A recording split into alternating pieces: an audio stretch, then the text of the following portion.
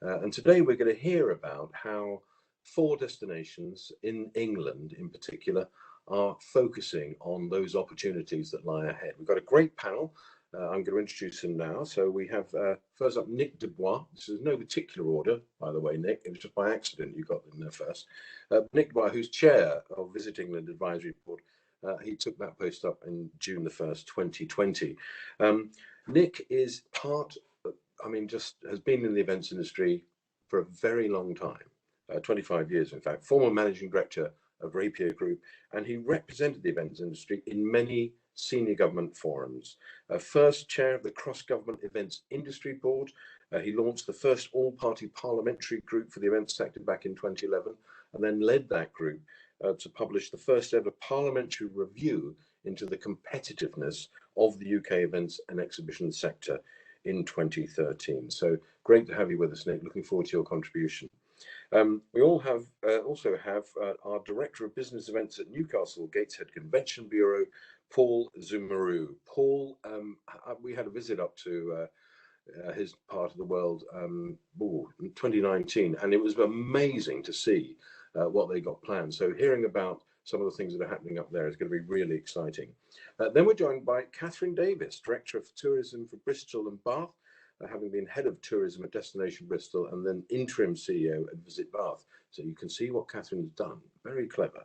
She's been working in destination management and marketing for 21 years across consumer and trade, business and leisure. I've had the great pleasure of being on stage with Catherine at a number of events, and she always has so much insightful stuff to share. So really looking forward to her contribution. And then there's a big event coming to Birmingham. There's no doubt about that. Stephanie Minard is the Business Development Manager at West Midlands Growth Company, formerly Marketing Birmingham. Now this was an organisation formed in 2017 to attract regional investment and encourage leisure and business tourism. And that idea of everybody coming together to make business events more powerful and really drive event activity really has worked very well. So they work with the West Midlands local enterprise partnerships, the local authorities, growth hubs, universities, and of course a range of private sector businesses to unlock the region's potential. She used to head up the West Midlands Convention Bureau service. Sorry, she still does, which forms part of the growth company, and the Bureau has supported and attracted events for more than 35 years in that area, offering really expert insight and support to ensure that organisers and delegates receive the best possible welcome and experience. Some of the best events I've ever been involved in took place in Birmingham or nearby Birmingham, apart from the moment when somebody introduced Tony Blair and said, "Welcome to Birmingham" at the NEC, and the mayor stood up, said, "We're not in Birmingham." That was very embarrassing. It doesn't matter. That's another story. We've also got Tracy Halliwell with us. She's non-exec director for London and Partners, and we'll be talking about how London has been coping and what London has to offer.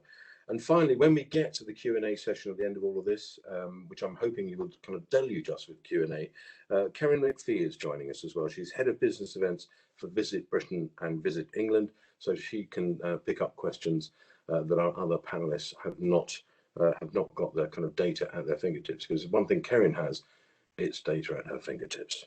Now, I mentioned Q&A, which is coming along once we've heard from our panel members. How can you ask questions? And the answer is, at the bottom of your screen, you'll see there are 3 little dots. If you click in the bottom right of the corner of the screen on those little dots, up will pop a box, and in that box it says Q&A. And guess what you do? Yes, you press Q&A, and you can type your question in and then hit send, and that will get to me. And if it's a really good question, I'll ask it. If it's a rubbish question, I'll probably ask it as well, but it doesn't matter. So I think those are the ground rules. Everybody joining us today on mute, which means that we shouldn't have any problems with kind of dogs barking or people shouting for a cup of tea or anything like that. Do remind anybody in the building you're in that you are actually on a call, so that they don't wander through with a mid-afternoon shower or anything embarrassing like that. And we look forward to having a really interesting conversation and discussion. And I'm going to hand over to Nick now to start us off. So an update on England business events, Nick. Well, thank you very much, Simon. Thank you to everyone for joining us in what I promise you is going to be an optimistic meeting and looking forward to the future. And we have good reasons to be optimistic. And in part today, we'll be sharing with you essentially how the resilience of this industry during the COVID pandemic, how people have been working extremely hard to ensure it's ready to welcome back visitors as soon as it's safe to do so at our destinations, our venues, and our experiences that we believe make England, frankly, the best destination in the world to host these events. Look, as we anticipate what the future may offer business, the business events industry, inevitably we are looking at new beginnings. Easily tossed out there, that word, but the dynamics and the rethinking and the creative response to the challenge of COVID really does mean that however we emerge from this, it will be with new beginnings. And we're going to show some of and show some of England's exciting news. And what I think is perfect timing is that only last month it was announced that Cornwall will be host to the G7, the major political coming together that has the eyes of the world on it. And I forget the politics. For me, this is basically a huge statement that this country is moving to the point where we will be ready for events. And what bigger event could you have than the G7 conference to use this as an opportunity to showcase what England is open and ready. And of course, there's more to come. We've got the Commonwealth Games in 22, the Festival of Britain coming up as well. Now, I can guarantee you one thing, that the planners of those events would never have envisaged what a signal to the world they will be about our country's readiness to host events again. And as you've heard, today we brought together 4 leading English destinations to showcase how we are embracing new beginnings and share some of this exciting news on the future chapters that lie ahead for all of us. Look, I said it at the beginning, unashamedly, as we face these uncertain times, we're in need of some good news and a positive outlet. Now look, Meet England Virtual, of course, which brings us all together. It's the online exhibition from the 9th to the 11th of February. We're going to feature there 30 destinations from across England. We're going to have delegates able to explore the event platform, visit the exhibitor booths, make those connections that we all know, which is the lifeblood of meetings and events sector. They will have pre-arranged one-to-one meetings, 400 planners. We anticipate something like 620 one-to-one video meetings, probably more, I suspect, and that will be planners from around the world able to take a look at the exciting possibility for future events here. And to mark the lead up to Meet England Virtual, we've got the campaign going, a video campaign that explores the 30 best kept secrets videos, which is going to be on social media. It will be on our Visit England U channel platform and available to all on the Meet England platform. It'll be no surprise. The 30 destinations that are taking part at this event have done their secret videos, and I'm looking forward to seeing them promoted. Look, turning into, if you like, a little bit of a reflection on the work that Meet England have been doing. It's obviously been working across industry to ensure that business events can recover as quickly as possible once those restrictions are lifted.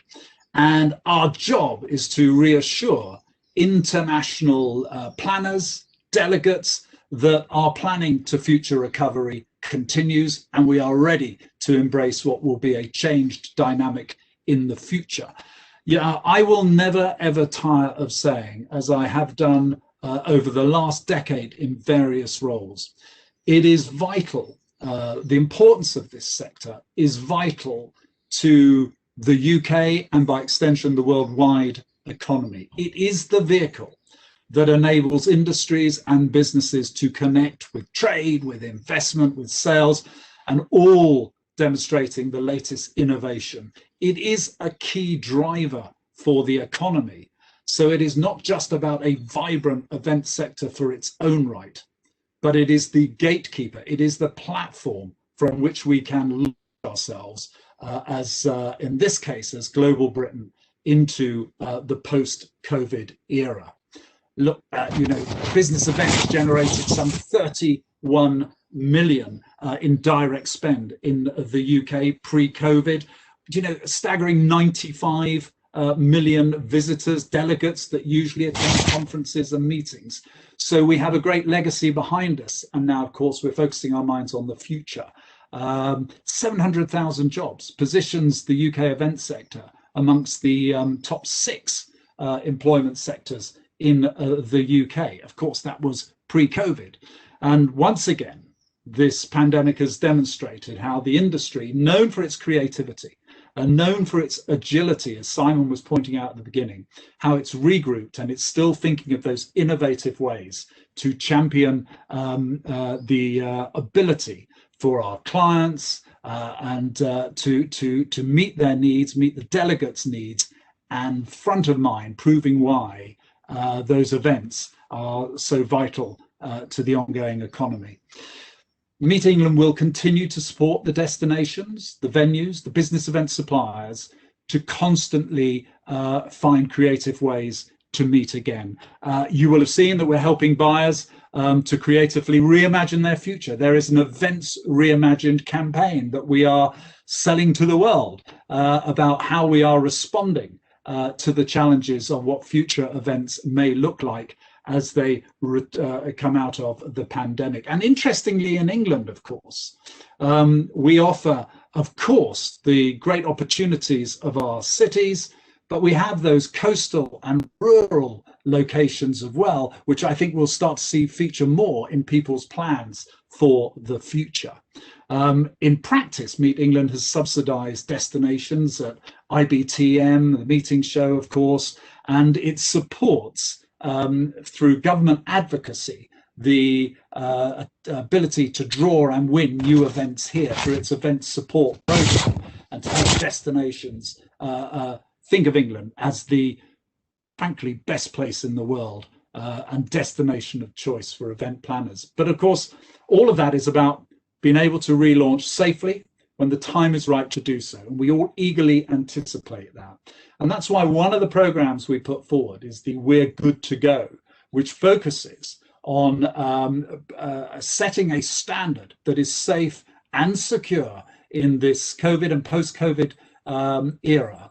It's a scheme that right across the business and leisure tourism sector people sign up to, where they show that they're adhering to the guidance and the guidelines for public health and safety, that they've carried out their COVID risk assessments. And overall, since we launched this back in the summer, there are something like 43,000 tourism and event businesses that have applied for this industry standard, and included amongst them are some of the major event centres like the Barbican, IET London, QE2 Centre, and of course NEC Birmingham.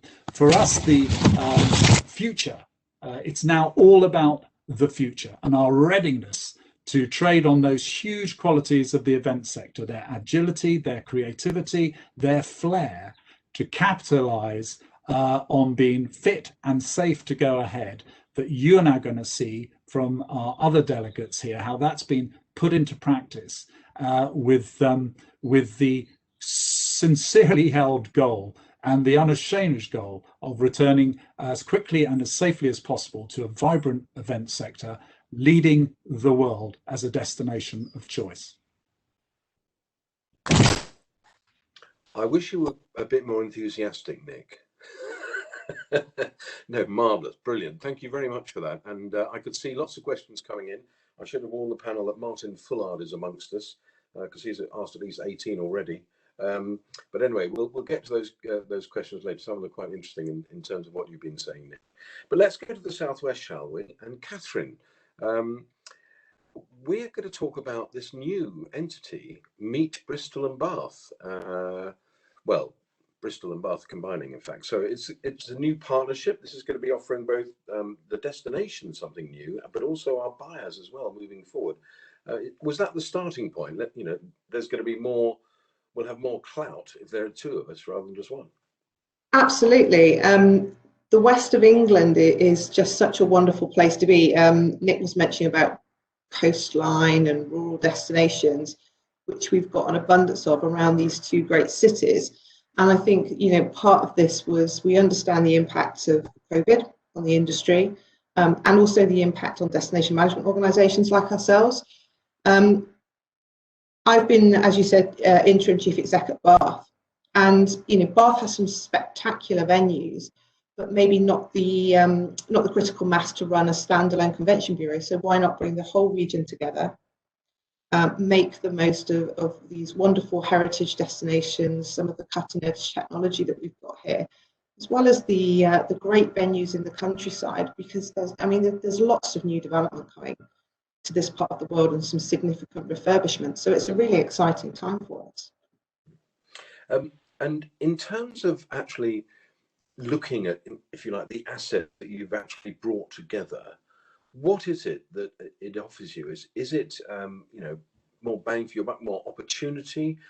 What is it that actually that kind of combination, that collaboration is actually driving? I think the interesting thing is Bath isn't really looked upon necessarily as a convention destination, yet has the capacity to deliver. And similarly for Bristol, not necessarily an incentive destination, and again has the capacity to deliver. Now, working in partnership, you raise the game of the entire region and both destinations, but with them being just 12 miles apart, and if you're going by train 12 minutes apart, you can legitimately have a conference in Bristol and do a social event in Bath. And that's something that's been happening regardless of our interference with it, and it just helps us manage it better, working with our partners better. And also when we're doing international events, the partner programs that we put together means that we've got an incredible region at our fingertips to help those partners who maybe aren't involved in the convention to make the most of their time here and encourage people to come here and again boost the visitor economy. Now, I could put my foot in it here, Catherine, but is one of the images behind you the Eden Project, or am I making that up? No, this is the planetarium at We the Curious. It's, yes.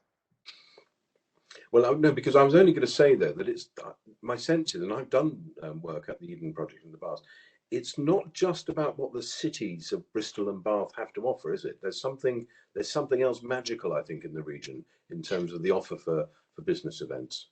Oh, absolutely. If you look at team building programs, again, social events, the fact that you can stand in the centre of Bristol, a busy city, and see the beautiful green hills, it just shows you how close you are. So we have all the wonderful food and drink producers that can offer experiences. I said the outdoor space to do land, but also those venues nestled. I mean, a couple of years ago we had the Wave open, so the inland surf lake, which is a great incentive program, a great team building opportunity where you can go surfing with the waves controlled to your level. And the other thing, the region has got 4 universities, but you also mentioned kind of some of the other specialist sector. What are they, if people aren't aware of them? So aerospace is a key one for us, not just from the sheer employment and scale of the sector in this area, but also the complementary venues. So having dinner under the wings of the last Concorde to fly in the place where it was created, it is really quite special. We have a really bustling high-tech industry, huge amount of startup. We have a great collaboration with that high-tech industry as well. So lots of component parts and 5G development that are going on here. Creative industries. If you look at the filmmaking that takes place here and the creative culture between both cities, it is really quite phenomenal. Brilliant. As always on these things, we're slightly out of time, but I'm going to ask you just one more thing. What's the kind of key message that you want for planners to get out of this new partnership that's being forged in the southwest region of the UK? This is an opportunity to have a one-stop shop to really explore venues and destinations that may not be on your radar previously. As I said, we have an incredible range of venues here at the moment. We have even more coming, including big capacity venues that we haven't had before. So it's time to revisit Bristol and Bath for your next event. Fantastic, very succinct, thank you. And just to let you know, I've already had an email from the planetarium saying it's the planetarium, you idiot, not the Eden. They're very quick off the mark. Brilliant. Let's go to the other end of the country, almost, in terms of geographical reach, because we did promise you 4 of our most exciting destinations. That means emails from all the other destinations now saying we're exciting too, but it doesn't matter. Let's just keep going on. We're going to go and talk to Paul up in NewcastleGateshead, Paul Zimmeru. Listen, I came up and you were telling me, this was back in 2019, I think, November 2019, you were telling me about what was going to happen. What has happened? When's NewcastleGateshead Quays going to open for business?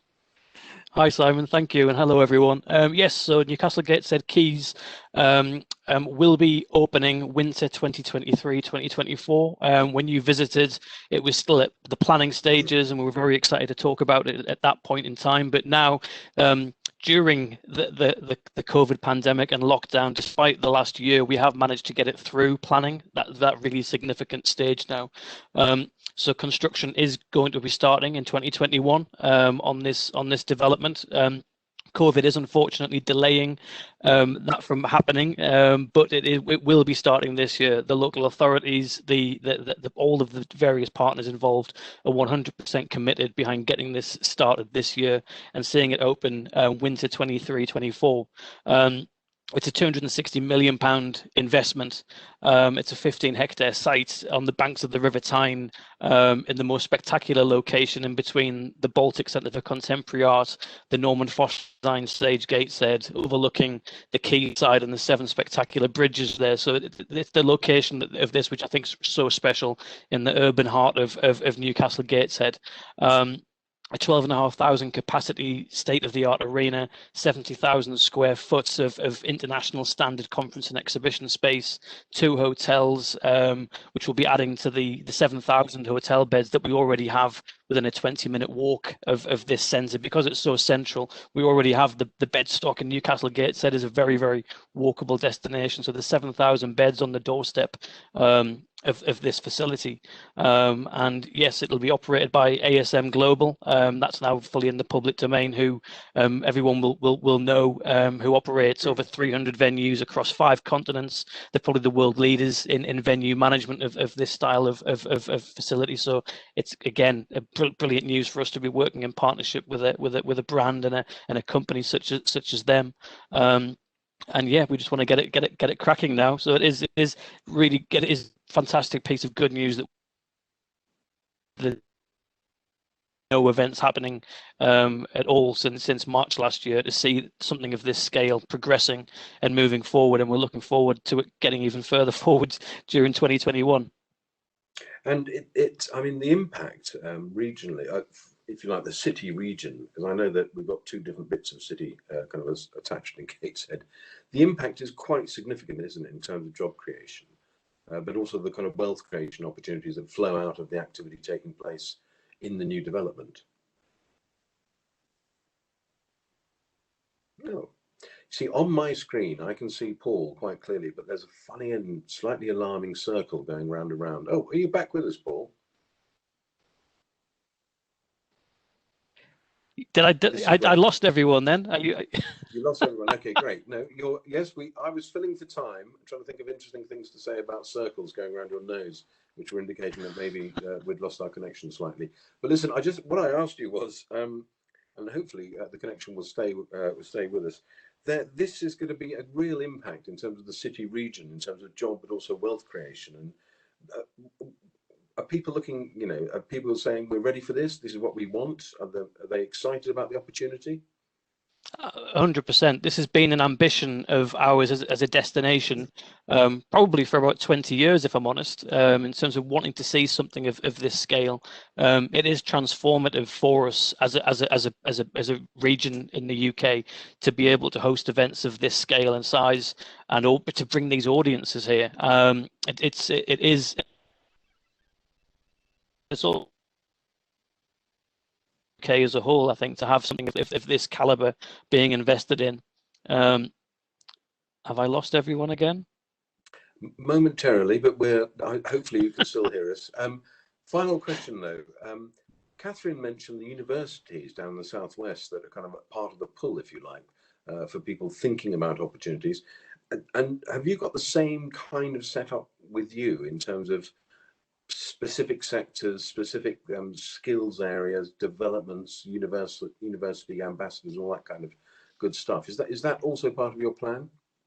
Yes, our Conference Ambassador Programme is 20 years old this year, and it's very well established with both Newcastle University and Northumbria University. We also have Conference Ambassadors at Durham University and Sunderland University as well. They are all equally excited about this, as are our National Centres of Excellence. We have the National Centre of Excellence for Ageing, the National Innovation Centre for Data. We have the 25% of electric vehicles in the UK are built in the North East, so there's a huge sector there, and we're very engaged with the universities, with the sector specialisms throughout the region on getting them to realise this is something for them. So what Gateshead Keys brings to them in terms of the audiences that they can now attract here to help with future trade, investment, research, development, knowledge exchange. 100%, yes, we're there with and wired into those networks and gearing up everyone to welcome this development 23-24. Brilliant. Paul, thank you very much indeed for your contribution this afternoon. Even if it was slightly pausing every now and then, nonetheless, we got all the key things out, which is great. But hang around for the Q&A, won't you? If we're going to come to you now, Birmingham, Nick mentioned it. You've won an enormous competition to get the Commonwealth Games in. What is, just very, for those who aren't familiar with it, just tell me what the West Midlands Growth Company does in terms of how, where's that come from? How did that work in terms of that winning that competitive process? So for the Commonwealth Games, this is a once in a generation opportunity for us to showcase the West Midlands and the UK to international investors, businesses, entrepreneurs, event organisers and visitors. And we really feel this is our time to shine. We were in a really strong position to bid for this event. We offered that stability and that certainty. And we know that, one of the big draws, that 95% of our competition venues were already in place. And our existing infrastructure, from Edgbaston Stadium to the Ricoh Arena, the NEC, was praised by judges. So we were, we already had the foundations there. And, we also, over the years, have looked at new and refurbished sporting arenas as well. So, for instance, there's currently under construction a new state-of-the-art 50-metre pool, which will be built in Samwell to meet the requirements of the game. And one of the other upgrades is the refurbishment of the Alexander Stadium. And that will be a pivotal venue for the Games, as it hosts athletics currently, previous to the breakout, and opening, and it will host opening and closing ceremonies. So we kind of, we have that infrastructure there, but certainly the connectivity and accessibility is very important too. 90% of the UK's population is accessible within a 4-hour drive time. And once the pandemic is over, international, national and local transport links will once again provide access to more than 400 million people across Europe. And, this is very important for the bid too. I think another key pillar of what made our big bid successful was the youth and diversity of Birmingham. And Birmingham represents a global Britain in the 21st century. Its young, diverse population will be a bridge to the Commonwealth. And with a huge cultural programme showcasing the city's urban, contemporary, digital vision and so on, that will obviously be key. It's about the people of Birmingham. 40% of our population is under 25. So Birmingham is also the most ethnically, culturally diverse major regional city in the UK. So that, there's so much to showcase, and you can notably kind of experience that through our food and our cuisine as well. And then another area is our track record. Birmingham has such a successful track record in hosting and delivering major events, especially sporting events. And in recent years, we've hosted the Cricket World Cup, the Ashes at Edgbaston, Rugby World Cup fixtures at Villa Park, the World Indoor Athletics Championships at the Arena Birmingham, and the Yonex All England Open Badminton Championships too.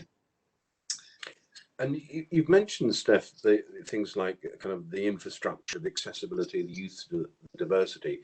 What lessons do you think translate from winning a major international sports event, translate across into, you know, supporting future business events?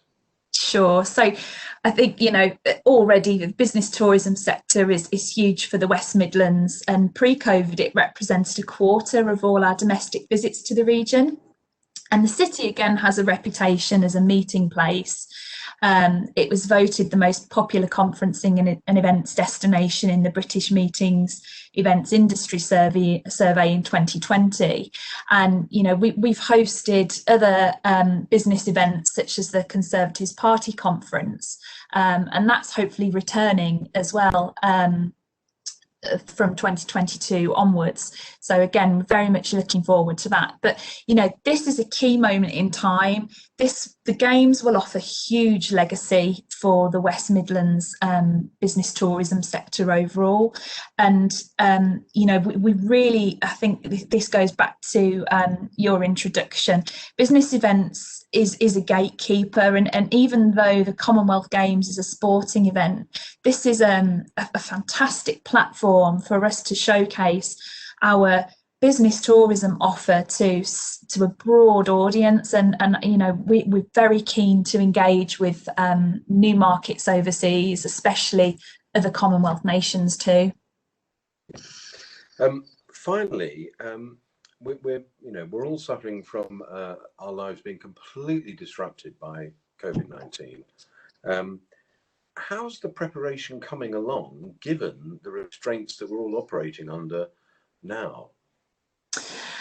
I think luckily construction has been able to continue, and we're delivering an ambitious programme of transport improvements around the city and preparing to welcome guests from across the Commonwealth.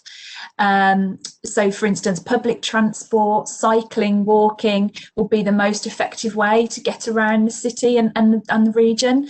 And also the Games will act as a catalyst to develop a number of transport schemes across the region. We'll have improved rail stations at Perry Bar and the university, improvements across our cycle network, and a new Sprint bus rapid transit scheme is also under construction too. So, you know, I think just to have the mobility to get around the region will be very, very important. And we've got lots of new openings in the pipeline. There's 80 hotel developments. So we should have an extra 6,500 bedrooms in the pipeline in time for the Commonwealth Games. We will have a number of those opening afterwards too. So, like I say, you know, construction is continuing. We're working very closely with our partners, including Visit England and DCMS, and we can't wait to welcome the world to Birmingham and the West Midlands in 18 months' time. Fingers crossed. Brilliant. Thank you very much, Steph. And I'm sure we'll have some questions for you later on. And last but not least, in terms of our panel, our quick tour around England, I'm going to ask Tracy Halliwell to deliver us a warm welcome, because that's what it's all about for London, isn't it? What do we have in store, Tracy, to welcome back future events? Well, a little bit like Stephanie was saying, one of the things we've been really shocked and surprised about is the number of hotel development projects still in the pipeline, and some really exciting new brands coming to London. So just, you know, rattling off places like Raffles and Peninsula and Oberoi and Yotel, Citizen M, Ruby Lucy, some phenomenal brands joining the already wealth of hotels that we've got. We also, as Stephanie said, with the Commonwealth Games, happened with us for the Olympics, and it's just continued throughout. So I think we're all hopefully going to continue to develop our hotel product. Also in London, it's just been announced in the last couple of weeks that Excel is extending its footprint. So they're going to redevelop and add another 25% capacity onto Excel, which is great. Olympia at the other end of town is undergoing a major redevelopment right now, and they'll be opening in 2023 with 2 hotels in the site and a big live music venue, as well as a big open air public realm with restaurants and bars, gardens and things. So that's quite phenomenal. And then we've got some really exciting things. They're still subject to final planning, but the MSG Sphere over in East London will be one of the first outside of the US, or if not the first outside of the US. There'll be a 40,000 capacity entertainment venue, which is again going to be really high tech. We've got the Cultural Quarter in the City of London, so the new Centre for London, which is really a home for the London orchestras, but will also have meeting space around it. And potentially another new exciting development, which I can't talk too much about, otherwise you'd have to shoot me, at the other end of the Cultural Mile, which is another big event space. So there's just so much for us to look forward to. And on top of that, there's some really exciting experiential attractions coming too, which are all slated to open as soon as they possibly can. And I think, again, to look on the positive side, one of the things we've been able to do, as Paul said, is take advantage of this lockdown and actually get on with a lot of these projects. So somewhere like Olympia has managed to fast track a lot of things because they haven't had to work around the exhibitions in-house. So those aside, it's meant that we could do some things faster. So I think that's one exciting area. I think the other one is, and again, we're probably all experiencing this, we've all become a lot more tech enabled. So certainly across London, there's a huge amount of our venues now that have got inbuilt green screens, they've got smart stages, they've got enhanced broadband capacities. So we're hoping that we'll become one of the hybrid hubs of the world, if you like. And you can, certainly as a sticking plaster before live events come back in full capacity, you can do a huge amount now in the virtual and hybrid space really easily in so many of our venues across town. So that's an exciting option. And then I think the other thing we're looking at as a city is how do we embrace this need now for people to travel much better? So it's the quality of travel. It's also the green and the sustainable issues. How do we work with our clients to make sure that we're fulfilling the new demands they'll have? We're under no illusion that travel is going to change.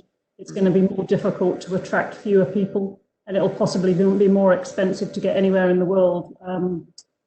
So this flight to quality, I think, is a really important thing, and we want to be ready to do that. I think with any major city, my colleagues included on the call, we've all got those major hotels in our cities that actually have already done a lot of the work around the safety and hygiene factors. But I think it's still about how do we show the world that we are safe, we're open, and that we can still deliver all the event things they had in the past and more. And Nick mentioned in his remarks the kind of good to go. Are we seeing the same kind of consumer confidence building activity in London as well? We will. We've been running a campaign throughout the lockdown called Because I'm a Londoner. Right. So it really started to try and get Londoners back out on the streets when they could. So over the summer last year, we were obviously fighting people going to the beaches. We wanted them to come into the town. So it was reminding people of all of those amazing things that you can do in London that maybe you didn't used to do because it was full of international tourists. And now is the time to really explore some of those amazing places, but also to remind, both Londoners and domestic market of the fabulous things that you can do in London. So Because I'm a Londoner explored not only event venues and tourist attractions, but local coffee shops and phenomenal hairdressers and barber shops and all of those secret, some of the things we're going to be talking about this week, the secret places that you perhaps wouldn't have known before. And we believe that at the right point, we can take a lot of those messages back to our international audiences when they're ready to travel again and reintroduce them to some of the exciting things in London. Brilliant. Thank you very much, Tracy. I'm going to open this up to some kind of general questions from me for our panel and for Kerrin, of course, I mentioned too. Kerrin, I'll throw this one straight at you just to kick us up on the kind of question side of the afternoon. What do you think is next for England's business events industry? What rather like the kind of builders being able to get on and do things, having time to sit back a little and reflect. What do you think is the next thing for our business events industry here in the UK? Well, I would like to say having meetings is next, but there's discussion and debate around, will hybrid step in and we'll move from virtual to hybrid to live? Some discussion around that is events are sticking with virtual until they can go back to live, so not go on a longer term journey. I think what's next, we don't know what's next yet. We have hopefully a roadmap that will come out from the Prime Minister on the 22nd of February, and that will hopefully give us indication as to what we can do next. But we need to continue. We thought months ago, what's next? What's next is to still engage with the industry, especially the planners and the buyers, to know that we know and support what they're going through, and to engage. It's a people's industry. We need to engage with the people and know that we're all here for them. And I'd just like to follow on about what's next. Just listening to 4 fantastic destinations about what's next. We've got 30 destinations at MeetEngland Virtual. Just think about all the what next that they've got to share. There's so much happening in England. Very good. Thank you, Kerrin. I'm going to ask each one of our panelists a question which I think is kind of, one we're all asking ourselves, I think, at the moment, is what challenge do you each individually face as we move through 2021? And I'll give you a moment to reflect on that before I decide who to pick on first. But I'm going to say, hello, Paul. What do you think the big challenge for you individually is in this year? I think I feel it's about confidence and building confidence back. It's been completely decimated over the last 12 months for everyone, the delegates, the organisers, the people who work in the venues, the hotels, the supply chain. Confidence is absolutely rock bottom, and how we build that back up, it has to be a team effort with everyone supporting each other and working together to build it back up. That's certainly, I think, the biggest challenge. I think for everyone, and the more provincial destinations where you're not tier 1 capital cities and things like that. We're getting people back into cities, into urban destinations as well, getting people comfortable back into those urban environments in the offices, and getting that commerce back into cities again is also going to be a big confidence issue challenge for us as well. I had a chat with somebody who helped run a fireworks display during the summer, and they said they just hadn't realised how unfit they were in terms of the long day involved in organising a public display like that. It caught them unawares that actually they're not match fit. They need to get back into the routines. They need to get back into the kind of rhythm of their working life, and really looking forward to doing that. Catherine, you've got a brand new role with a brand new thing. That's probably enough for you, or have you got a really clear view of one thing that you do want to kind of challenge and look at this year? I guess for us it's just making sure that our venues are okay and our supplier networks are okay. Particularly the supplier networks have had an incredibly tough last year, and so a big part of our role has been just keeping in contact, just making sure that everyone's together and working together. And during the sort of the last few months, there's been some great collaborations, not just between the 2 destinations, but actually within, particularly from the cultural sector, who have suddenly understood the role of business events. And so what we're seeing is a bit of a shift in some of the cultural sector around wanting to do more with the business events and how can they maximise the opportunity. And suddenly that you can't do something until after 5:30 when we're closed. You're starting to see some change in that now. So yeah, but while we're very much at the start of the journey, it's interesting to see how thinking has been shifting around us. And also the other thing is making sure that when we open back up, we've got the right people in the right place at the right time to do so. Yeah. Kerrin, your biggest challenge this year? Was that my biggest challenge? biggest challenge this year, as in for 2021, is continuing the engagement with the buyer community and absolutely supporting, as just been said, the supplier community. Through our destinations, whatever we can do to support them. The challenges being across both all of the time, and dealing with any needs and support. Brilliant. Steph, how about you? Thank you, Kerrin. Yeah, I think I'd just probably echo the same, that this has been very challenging for our suppliers, and that uncertainty for them is very uncomfortable. But for us, and it always has been, it's supporting the industry. We have to support one another. We have to work together. In the summertime, we spent a great deal of our time actually visiting all of our venues, all of our partners, ensuring they were signed up to the Good to Go accreditation, communicating with them what buyers are, what will help buyers in terms of boost that confidence once they're ready to inquire and place bookings in their venue.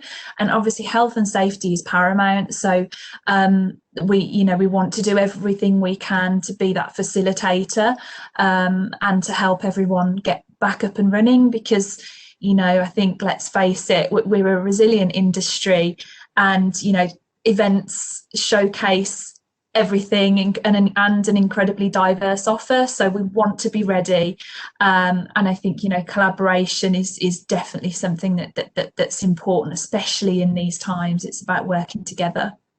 Yeah, brilliant. Thanks, Steph. Tracy, how about you, the challenge for this year?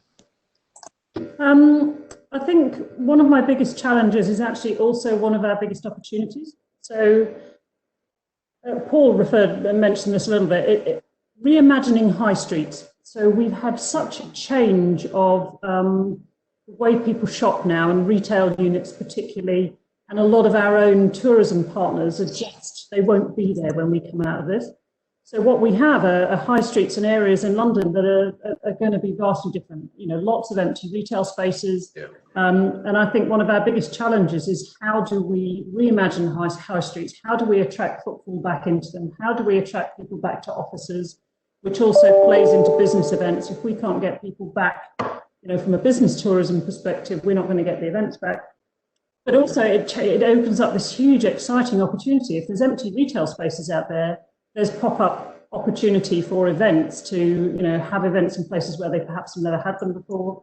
And also, how can we build an animation strategy to create that experiential activity, which is going to be events, whether it's festivals or mini markets or brand activity, and how can we get that back on our streets and create the buzz that means people want to come back and want to experience London, but perhaps in a different way than before. Yeah, I think that the retail thing that's a fantastically interesting point and a big challenge. Our local bike shop moved into the local hairdresser last week because they're refurbing their shop and the hairdresser can't operate. And you can see the look of complete confusion as people walking past, thinking that's the hair shop's full of bikes. What's going on? Anyway, but it's a great example of that kind of, again, the collaboration and just doing things in a different way that we're all having to kind of work with.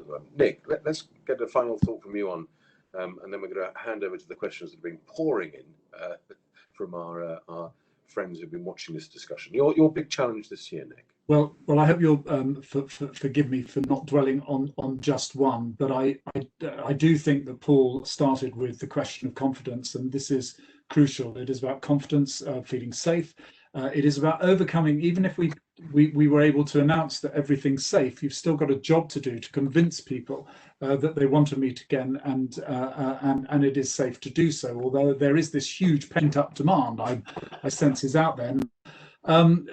Coupled with that, I think we've got to be realistic that these supply chains, they're going to run out of money soon. It's as simple as that. It's a very stressed situation. So I think helping build confidence there will be important in any government measures to sustain them as they begin their recovery process. And I don't think there's any doubt.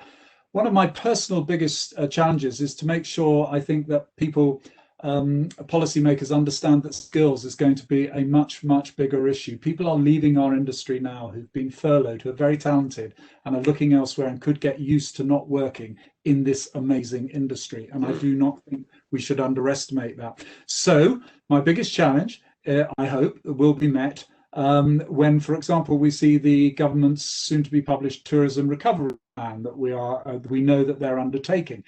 How I hope that they will be able to address some of these issues and give support and drive to the event sector, which I have no doubt they will. And it's to my total mind, that could be one of the important pillars to help drive that confidence that Paul so eloquently put out on the table. Okay, thank you very much, Nick. And I think the supply chain thing is really important. We've seen a lot of evidence of that over the last few months. We're going to come to some general questions now. So please, just chip in if you think you've got the best answer possible. One that was asked slightly ahead of time by Lynn Elmhurst is, are we anticipating a Bridgerton bounce in interest and visitation? I think that's something that happens by the side of the road against a tree, apparently.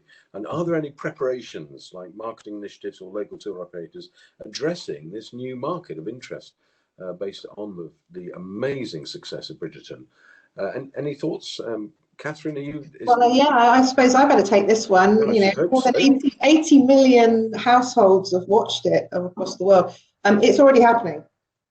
We've seen the venues, there's two venues in particular in Bath, number 1 Royal Crescent and the Holborn Museum are already seeing inquiries for events, weddings off the back of this, which obviously has been a focus for us, pushing those locations pre-Christmas Day when it launched. There are a couple of tour operators that already have those routes up and running. And within the next few weeks, you will definitely see some content based around host your meeting in Bridgerton. So that's something we can have some fun with. It's a bit light-hearted. It's visually beautiful, and we'll be milking it for everything we can.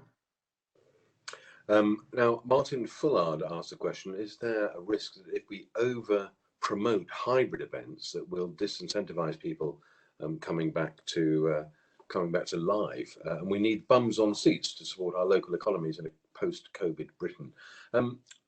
Do you want to pick that up, Tracy? Because, of course, the tech offer and the development of the tech sector in London has been such a significant factor over the last few years. Is hybrid, putting our live element at risk, or is it complementary to it? It's a very good question, and I have been referring to it as a sticking plaster. We hope that it's temporary. However, having said that, hybrid was going to come anyway. It was on its way. All that's happened is, I think, it's speeded up, but it's also got better. So what we found with a lot of our clients during the virtual phase is that they've expanded the actual number of delegates that they've managed to attract to their event. So it's been good in that perspective of widening their base of delegates so that they can attract them to future events. And I think when hybrid comes, they're desperate to meet. They are desperate to meet in person. So I don't think it's going to replace live events at all. I think it will be complementary to live events. And I think it can only enhance what we've already got. But the destination behind that hybrid is still vitally important. People love to travel. They love to go to places. And I don't think that will change. Very good. Yeah, thank you. Paul, questions come in specifically for you. The question is, can you describe the reaction from local people to the new venue? Is there really a genuine understanding of what it means to the area? I think the general public are very excited about the state-of-the-art arena. When you look at the plans of what that is going to bring to the region, a 12,500 capacity state-of-the-art arena, and what that means for the regular family, for the regular person. So the fact that it is a combination of leisure and business investment, it is going to impact everyone in the region in that regard. From the business element, if you look on LinkedIn, where various different investment bodies and business leaders have shared news on LinkedIn, you can see the outpouring of support that's there in the business community. So it is impacting everywhere. If I can comment on the hybrid point there as well, Simon, I was joking this morning with a colleague that people who used to hate networking in the before COVID, now we're going to be loving getting to those events and meeting someone and going, you're a complete stranger, I've never met you before, isn't it cool to meet you and actually meet you for real and be able to shake your hand at some point. I think that is people, I completely agree that can't wait to get back to those live events. But I think, again, hybrid will be here to stay for the foreseeable, and it will help audiences grow. It will help events grow and reach much bigger audiences. Brilliant. Thanks, Paul. There's another question here. While we market ourselves to the international stage to bring in international business, how important is it to market domestically to highlight the value of our sector to local and regional economies? I don't know who would like to jump on that. I mean, I can jump on that. I mean, 95% of the business into this region for business events is domestic. We've been wanting to grow our international market, which is why, you know, we work so closely with Kerrin and the team at MeetEngland. The economy of the value to the local economy for business events is £347 million in 2019, plus 26 million on the social events. And our job as the Convention Bureau is to bring more business in and not move around what's here. So it's always looking for the new business. And there was another comment from somebody called M. Fullard. I think he was just trying to disguise himself there. What are our core marketing messages to the world's business event buyers? Is there a motto, and can we all get behind it? Oh no, sorry. He's saying, is there a motto we can all get behind? Kerrin, I'm going to ask you that. Have you got a really good motto? We're good to go. That's good. But are we even better than that in terms of world's business event buyers? We don't have a motto, so all suggestions greatly received. So maybe we could do with one. But just touching on the domestic market and the importance of domestic meetings, which will be the first to come back. MeetEngland Virtual has targeted those buyers and planners for them to reacquaint themselves with what's available in England. So I think that's just important to remember that. In terms of motto, marketing, etc., our campaign, which has been exceptionally well received and will continue, is Events Reimagined. Events, we absolutely want to get back and we want to host live events, but we need to reimagine them. So if you think about England and the many wonderful, you know, urban, rural destinations that there are, we have so much on offer. So what we have hasn't changed, but it's the how we support and host those events that will change. So, you know, yeah, still the same, but moving forward, how events take place will change.